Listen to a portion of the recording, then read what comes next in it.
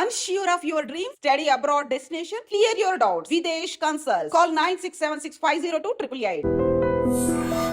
మనతో పాటు ఉన్నారు general consultant doctor V Aditya Ranganath గారు. ఇప్పుడు వారితో మాట్లాడేద్దాం. నమస్తే అండి. నమస్తే అండి. ఎలా ఉన్నారు? బాగున్నాను మ్యామ్, థ్యాంక్ యూ. అయితే షుగర్ చాలా పెద్ద సమస్యగా మారిపోతుంది. చిన్నపిల్లల నుంచి పెద్దవాళ్ళ వరకు చాలా మందిలో చూస్తున్నాం. ఆహార రీత్యా కొంతమందికి వస్తే, జెనెటిక్స్ పరంగా కొంతమందికి. ఏదేమైతేనేంటి అందరిలో ఈ సమస్య అయితే ఎక్కువగా, ఇంట్లో నలుగురు ఉంటే ఇద్దరికి ఈ సమస్య చూస్తూనే ఉన్నాం.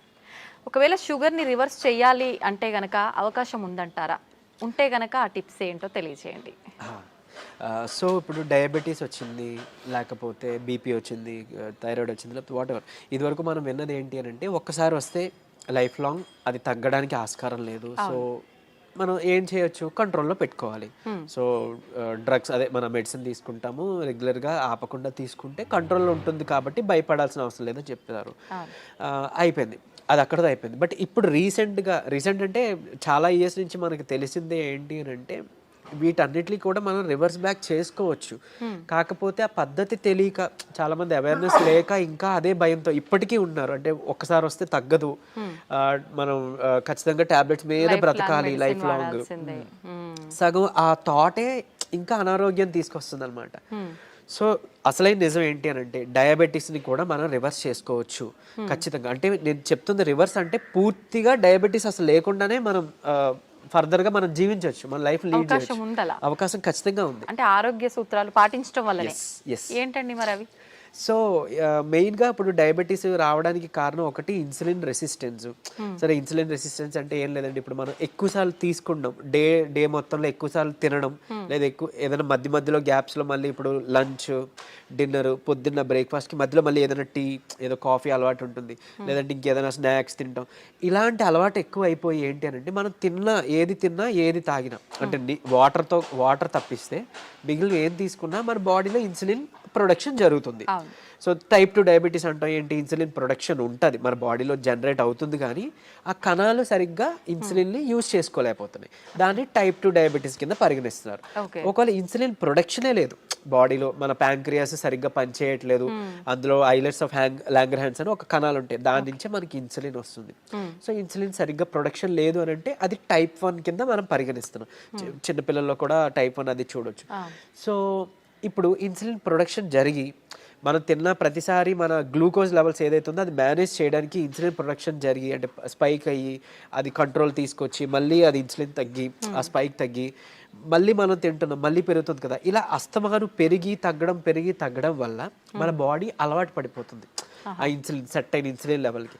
సో ఇన్సులిన్ రెసిస్టెన్స్ వచ్చేస్తే ఏమవుద్ది, ఇదే గ్లూకోజ్ని, అంటే రోజువారీ తినే సేమ్ అదే మోతాదు ఒక గ్లూకోజ్ని మనకి ఇప్పుడు మెటబలైజ్ చేయాలి అని అంటే ఇన్సులిన్ ఈ మోతాదుకి మించి ఇంకా ఎక్స్ట్రా ప్రొడక్షన్ జరగాల్సి వస్తుంటుంది అనమాట.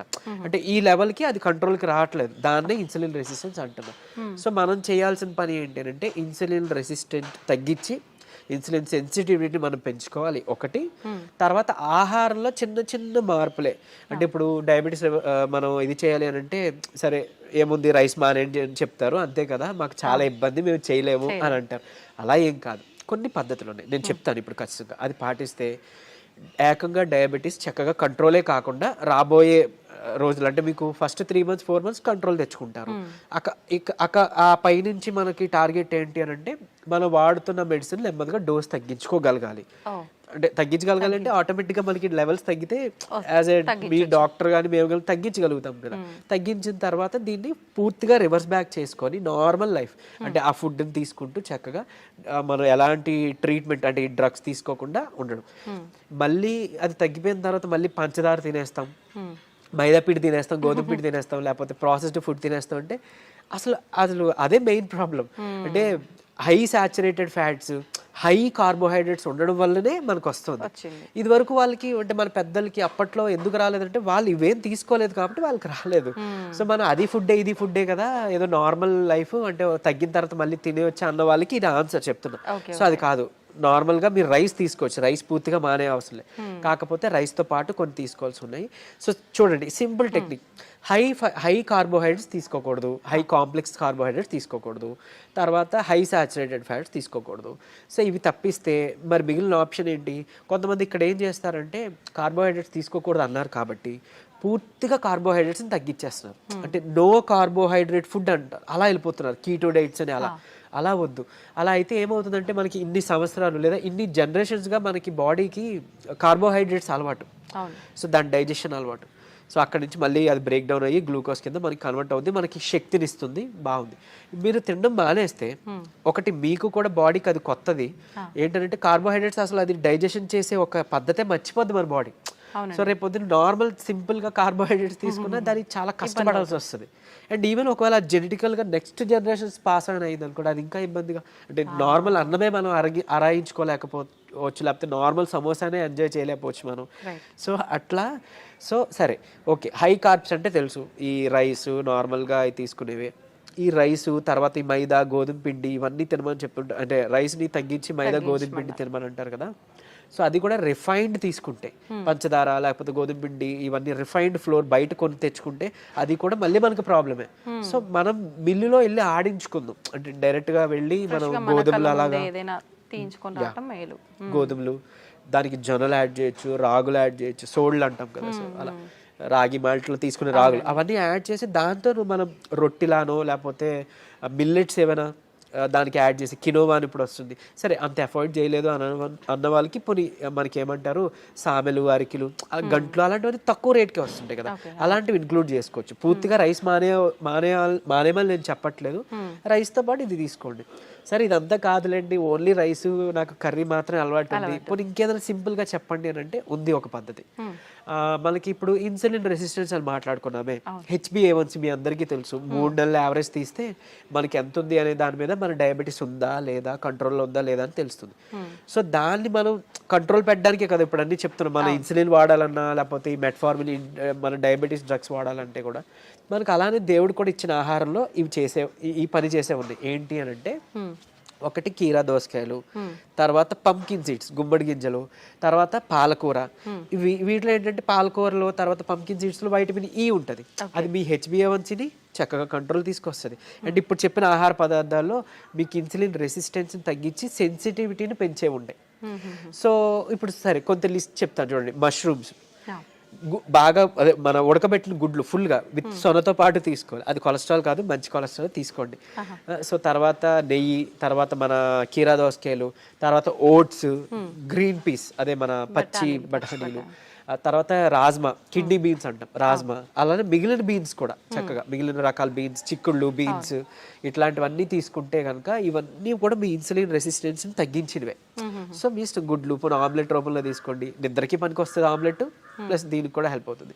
సో ఈ ఫుడ్ని మీరు కంపల్సరీగా క్యాబేజీ, కాలీఫ్లవరు, సో బ్రాకోలీ కానీ ఇలాంటి ఇవన్నీ కూడా మీ ఫుడ్ డైలీ ఫుడ్లో ఏదో ఒక రూపంలో ఇంక్లూడ్ చేసుకోండి. ఏదో ఒక్క పదార్థమైనా అట్లీస్ట్ కర్రీ, మనం అది వదిలేసి మిగిలినవేవో తీసుకున్నామంటే మళ్ళీ కంట్రోల్కి రాదు. మీ అందరికీ తెలిసిందే, చాలామంది ఎక్కువ పాలకూర కూడా తినరు.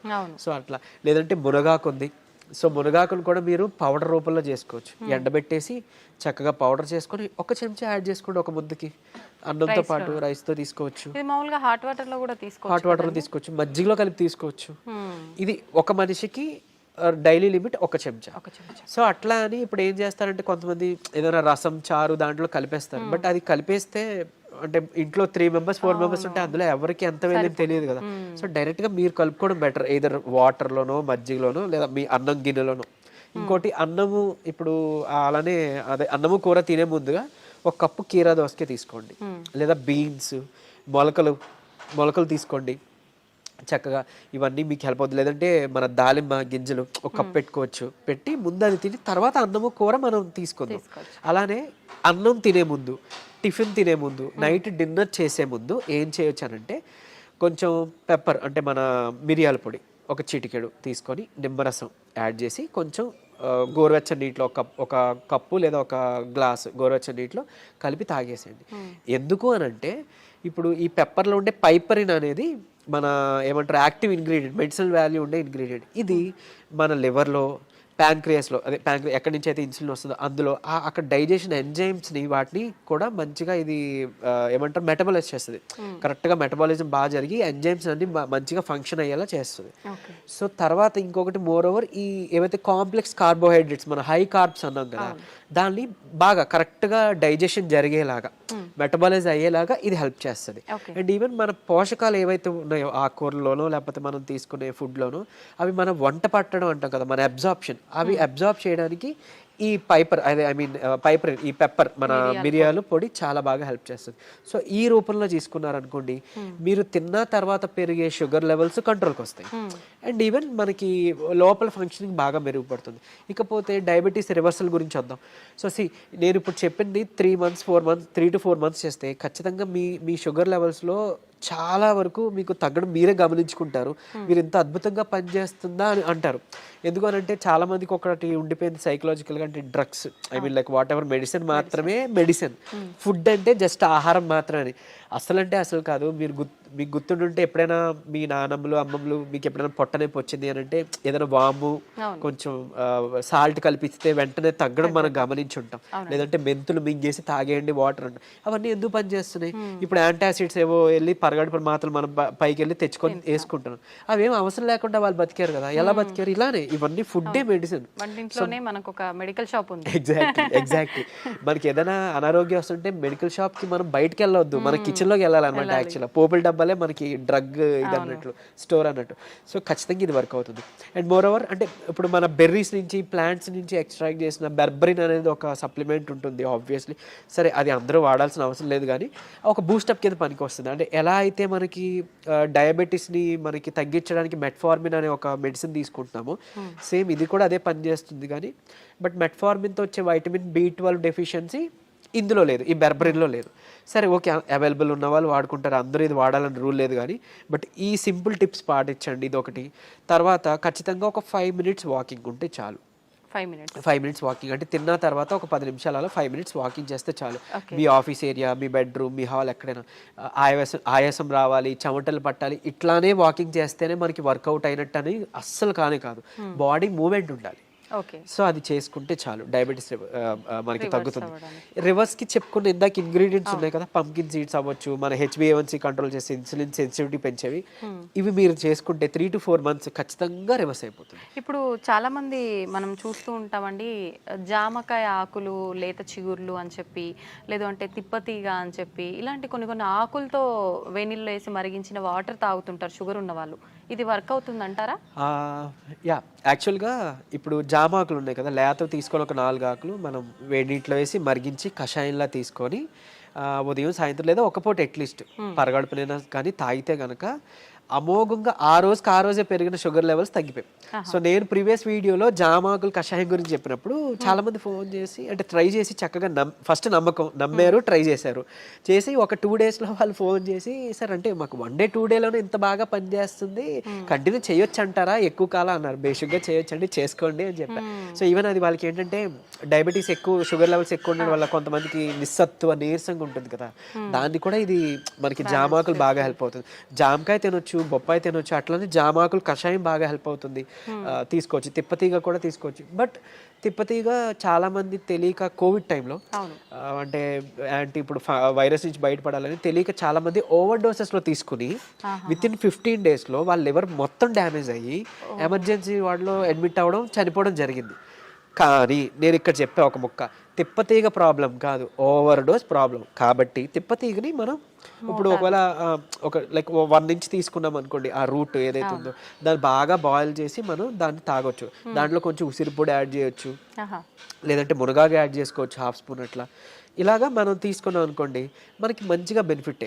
ఇప్పుడు అలాగని ఏంటి ఫ్లాక్ సీడ్స్ ఉన్నాయి, అవిసె గింజలు ఉన్నాయి. అవిసె గింజలు మనకి కొలెస్ట్రాల్ తగ్గిస్తుంటుంది, డయాబెటీస్ని రివర్స్ చేస్తుంది బాగా. అంటే ఒక 2 చెంచాలు మనం పౌడర్ లాగా తయారు చేసుకొని మనం ఫ్లాక్ సీడ్స్ తీసుకుంటే, ఇదే ఫ్లాక్ సీడ్స్ గురించి ఒక పేపర్లో ఒక ఆర్టికల్ వచ్చింది. ఏంటి, ఫ్లాక్ సీడ్స్ తీసుకోకూడదు, లివర్కి మంచిది కాదు, లేకపోతే ఇంకోటి ఏదో అని. కరెక్టే, ఏదైనా అతిగా తీసుకుంటే మనకి ఫుడ్ అయినా ఆబ్వియస్లీ కదా. సో అంతే, అది పట్టుకొని ఉండొద్దు. అరే ఇప్పుడు తిప్పతీగ ఏదో ప్రాబ్లం, సరే తిప్పతీగ పక్కన పెడితే అట్లీస్ట్ ఫ్లాక్ సీడ్స్, ఉసిరికాయ, ఫ్లాక్ సీడ్స్, లేకపోతే మన పెప్పర్, సో ఇట్లాంటివి ఉన్నాయి కదా, వీటి వల్ల ఏం చేయటం జరగదు, డ్యామ్ షూర్ మంచిదే. సో లిమిట్లో తీసుకోండి.